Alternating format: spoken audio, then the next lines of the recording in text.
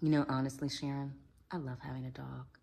I mean, sure, you have to feed them and pick up their shit, and sometimes they start talking at the most inappropriate moments, and they're always quick to give you kisses, even if they have really bad breath, and times they just leave their toys all over the place, and often even their hair all over the place. But there's something about going to bed and having this sweet little fuzz bucket curl up next to you and not ask for anything, just being right next to you.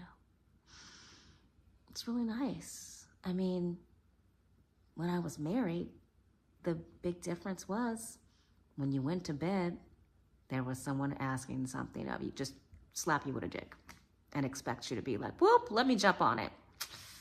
So yeah, dogs, that's the way to go. So, how's your marriage going? What's up? This is Ray with Get Real Way, a place and space for life and business tips from this creative soul to hopefully inspire you on your journey, or at the very least, provide you with some laughs. You know you need some more laughs, boo. Okay, so let's get real. Let's get real about my house sitting amnesia.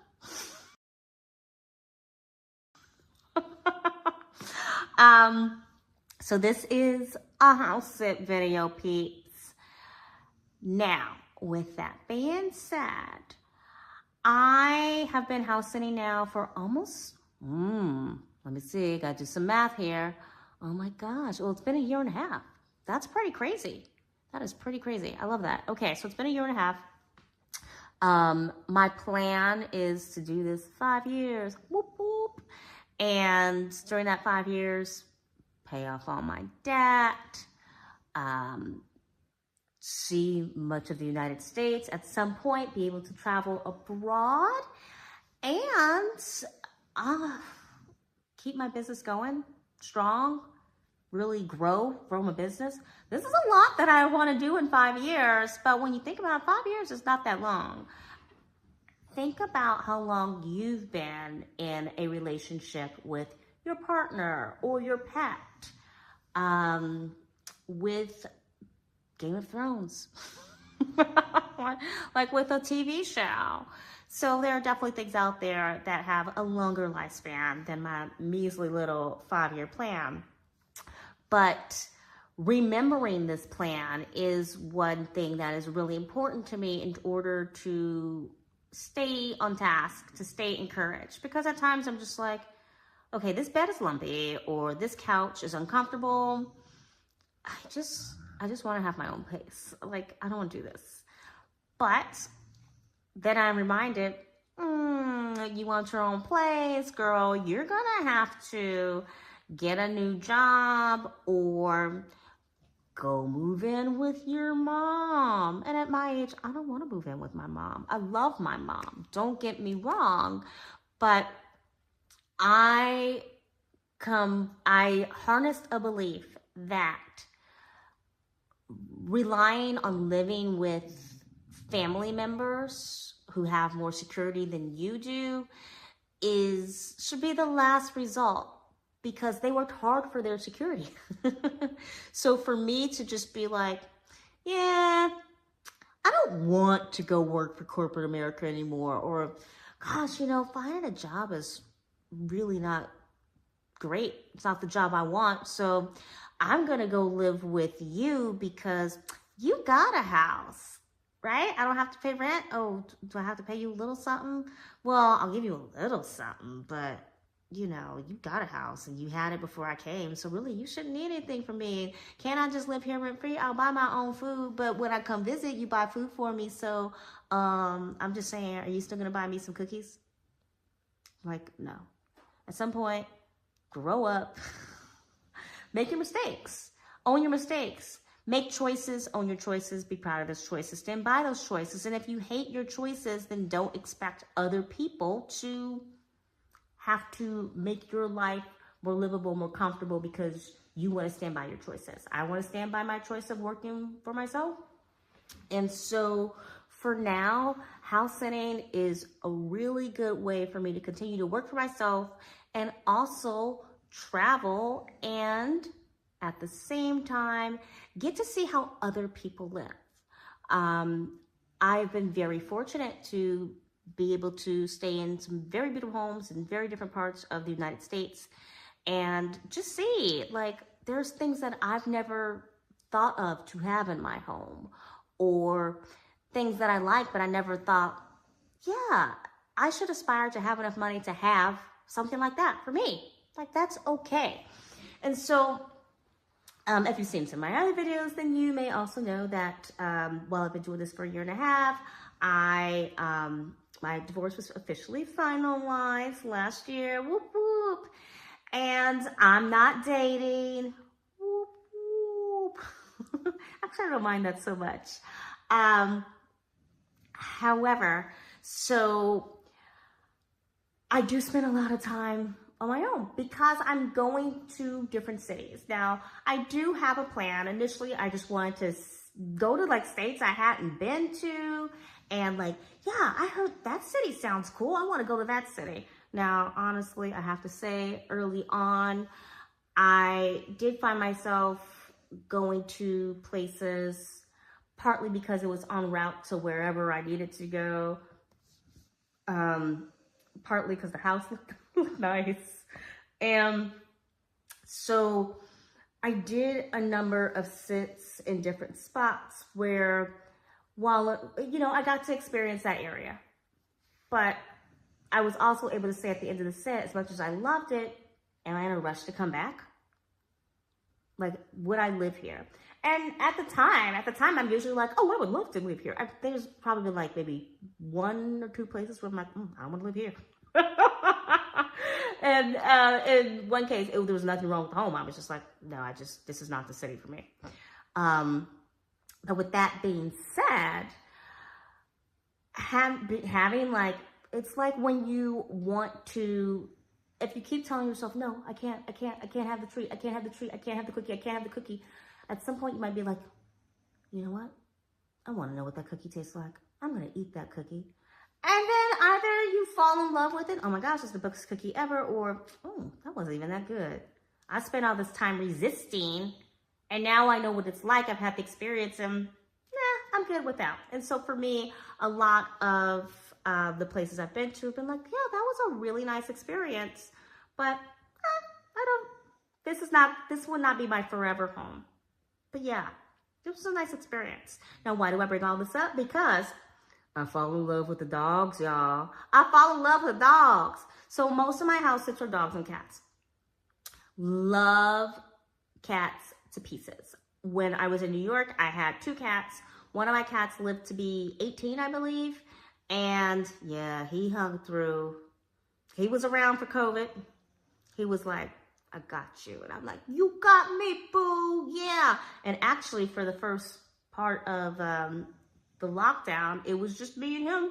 Like, I would call my husband because my husband was living in a different city, and we would call and talk. But I was like, okay, high five with the paw. All right. Mom's going to go jogging outside. I'll be back in 20 minutes. I miss that little fur ball.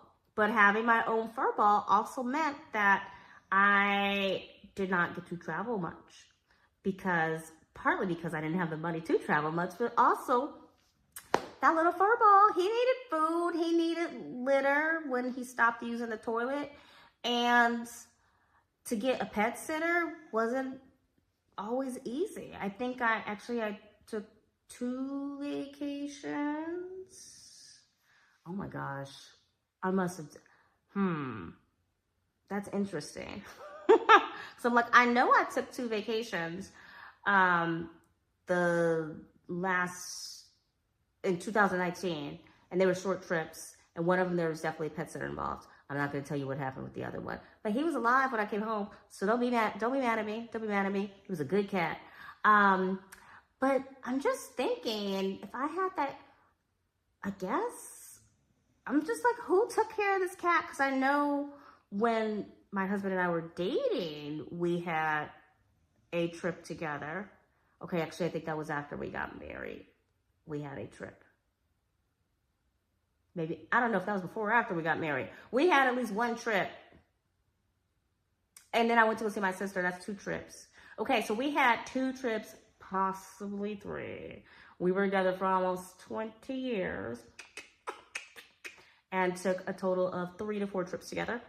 Who was watching this cat? That's what I want to know. I know when I had a roommate, she was watching the cat, but those trips I don't think happened when I had a roommate, so I don't know who was watching this cat. Someone must have watched that cat. Oh, this is weird. I'm going to have to check my diary and see what was I doing. I know I was not leaving that cat by himself on the times. And at one time, I had 2 cats together. So I don't know what were the cats taking care of each other? I don't know. It's crazy. But I love cats would be the point. I love cats, but I really love dogs. There's no comparison between cat and dog. They're both amazing. However, I adore dogs.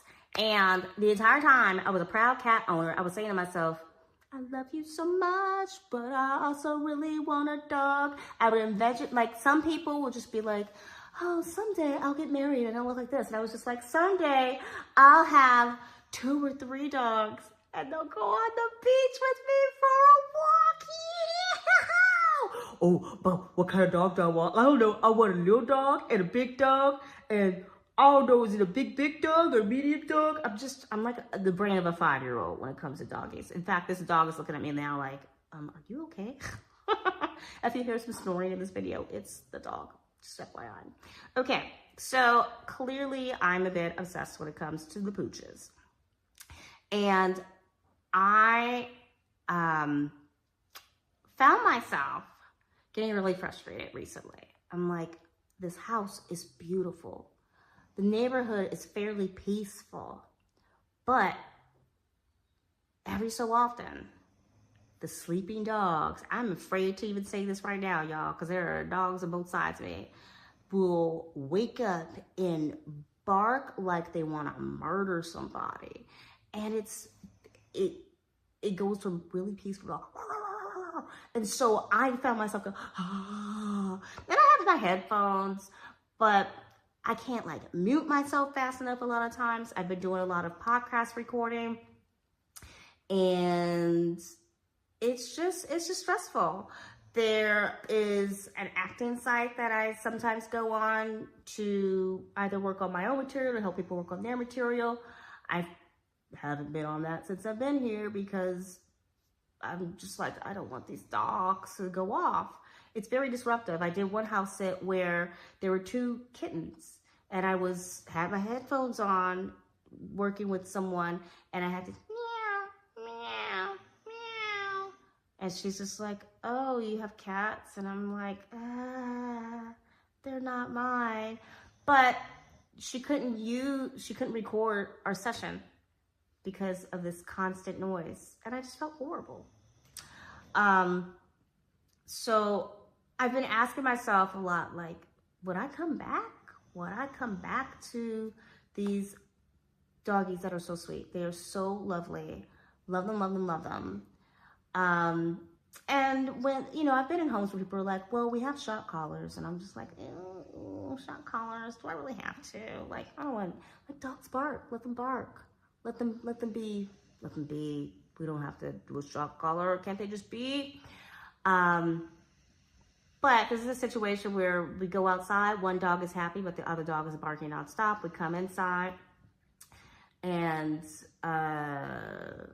there is happiness and peacefulness for a little bit, and then another dog walks by outside, or I don't even know. Sometimes I'm just like, are y'all saying ghost?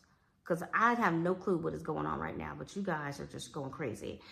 Or you hear another neighborhood dog bark, and then that sets these guys off. At one point, I turned on the TV. There was a dog barking on TV, and then they start barking at the TV. I mean, it has been a lot.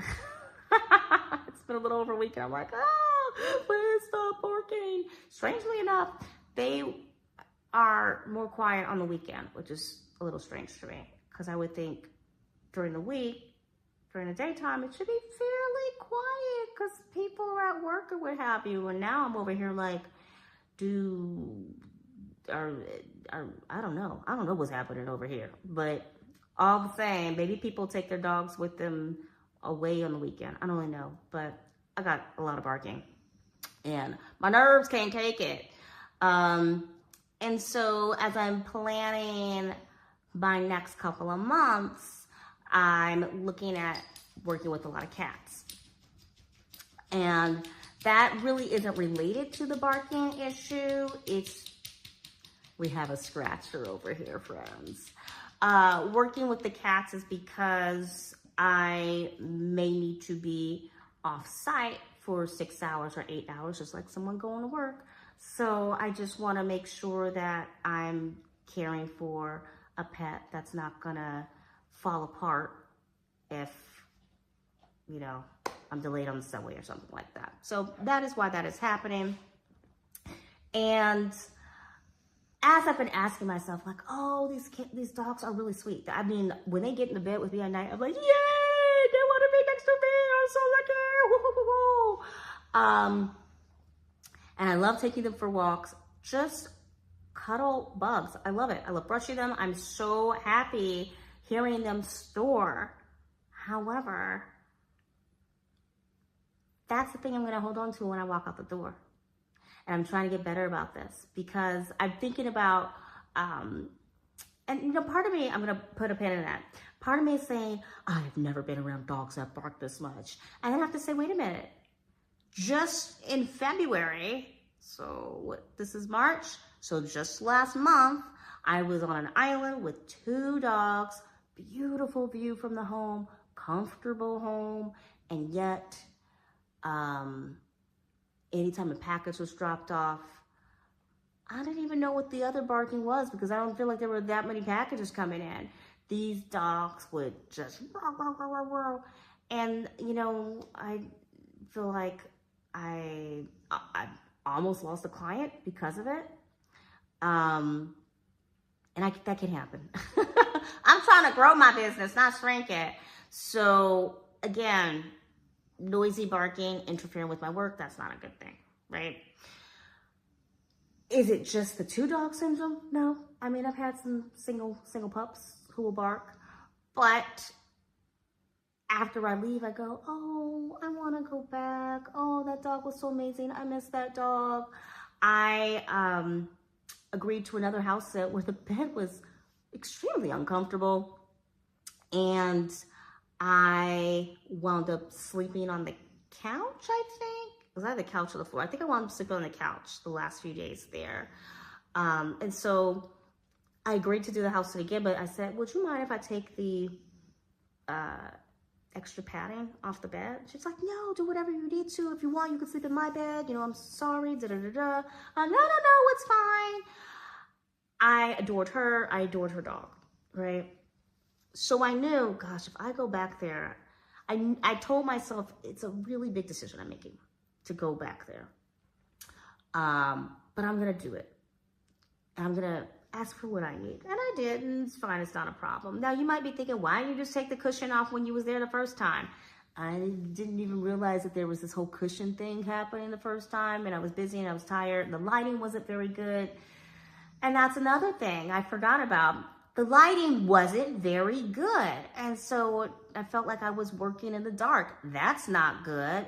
My one saving grace is we are in a different season, and so the lighting should be better because most of my work will be happening when it's nice and bright outside. But these are all things I have to factor in when I'm booking a sit. And so with the women giving birth and then, you know, going through the worst pain they've ever experienced and suddenly be like, oh, I love my baby. Then later on, we should have another baby. We wanted a big family, and isn't it better to have them all close of age? We should have another child. So the halo effect thing, right? Like, is that what's happening with me with these house sits? So what's my solution? Well, now that I'm a little bit more experienced, and now that this recent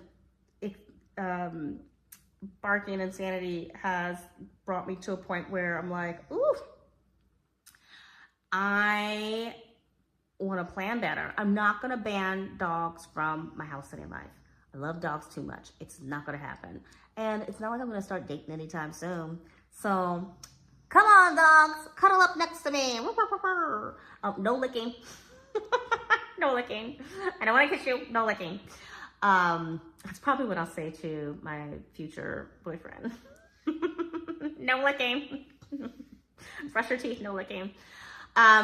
So with that being said, I am not so focused on what to do for future sits, because part of that is determined on the type of work I'm planning on doing, but I also want to think about repeat sits. So now I've always been focused on the future, and just let people know I'm happy to come back. That's been my mentality for repeat sits, but it needs to be more refined now because I'm more refined. And I'm getting a lot of offers now. I've had a lot of very happy homeowners who would happily have me back, which makes me feel really good. But that's also the people pleaser in me, right? Like, yay, I did something good, and that makes you happy, so that makes me happy because that means that I'm not a bad person, and therefore, if you're asking me to come back, then that means I'm worthy and I'm not a bad person and I don't suck. I think that's a little bit too much to be putting on a homeowner, their pet, or a house sit, right? An unpaid house sit. A little too much. So reframing this in my aging brain to where I am okay saying, oh my gosh, those dogs were amazing. I love those dogs. I may never see them again, but I love them so much. And I'm so glad that I love them. Like if I have a bad house sit, I will just make note to myself, never going back there again. But it's extreme for me to have a bad house sit. Like I'm gonna try to make the best out of every house sit that I go on. So I need to set up a new filter in my brain that says, this was just a great experience. And if I approach everything as this was a great experience and not as a, I hope they'll have me back, I hope they'll accept me, but just this was a great experience, then I am free of release from the pressure of living up to, released of the pressure related to hoping to get another house sit from that family. That's what I want to say. Yeah. So I want to know in the comments below, do you have certain criteria? Have you been in the house sit game for a while, and do you have certain criteria which let you go through your house sitting journey without really thinking about repeat sits? That seems to be the goal, right? It's like, oh yes.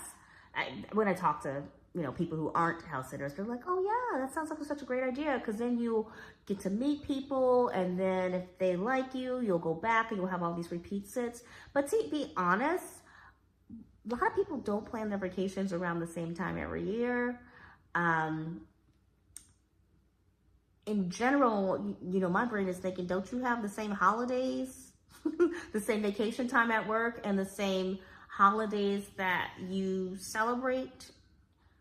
But for a lot of people, when you look at the schools in the US, they change when spring break is happening. And if someone is retired, they may choose to travel at a different time of the year than someone who is working that 9-to-5 job, because the tickets are cheaper at other times of the year. And so that's what they do. They can travel, but the way they travel might also be different. Like, yes, we always take a trip every January, every February, what have you.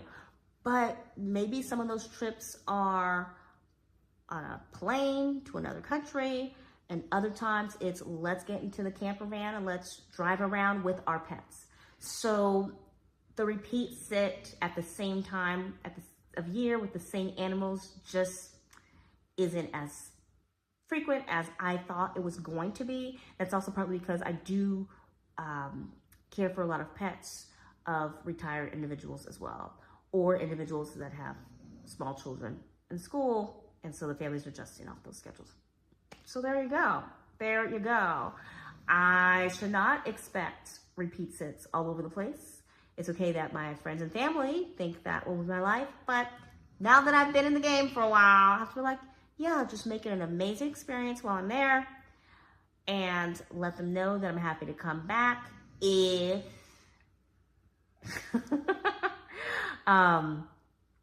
if I truly loved everything about it.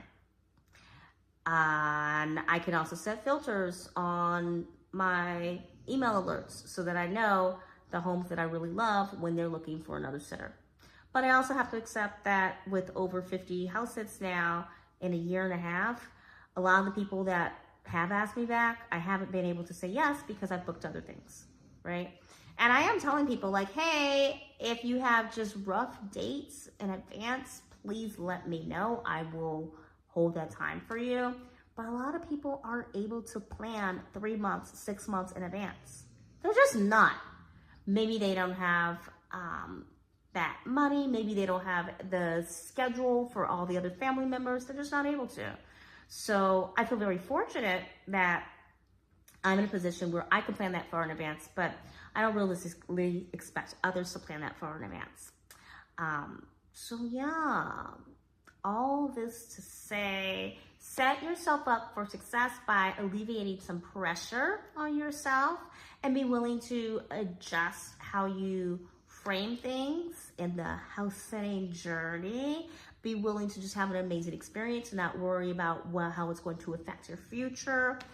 Additionally, just know that cats meow, dogs bark, that's what they do. And maybe it's not an issue for you because you're like, hey, I'm not hanging around the house the whole time. For me, I'm hanging around the house like 99% of the time. So if you are just starting your house sit journey, those are some things to think about. Is how are you going to adjust if the pets you're with are making lots of noise? Now, one thing I do is look for older pets because they make less noise. At least older cats make less noise. So I hope you found this somewhat helpful, somewhat delightful, somewhat entertaining. Until next time, peace.